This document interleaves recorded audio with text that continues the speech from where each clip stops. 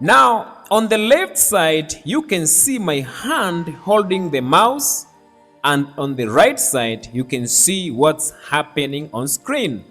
Let me show you how to open something. Now, I will use my mouse to move the pointer to this folder on my desktop.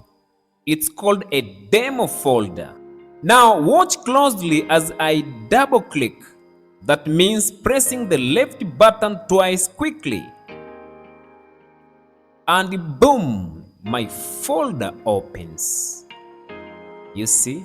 Let me close it and repeat all over. I'll use my mouse to move the pointer to my folder, and then I double click it and my folder opens. That's how we open folders or files using the mouse. Now let's try a different action. Here inside the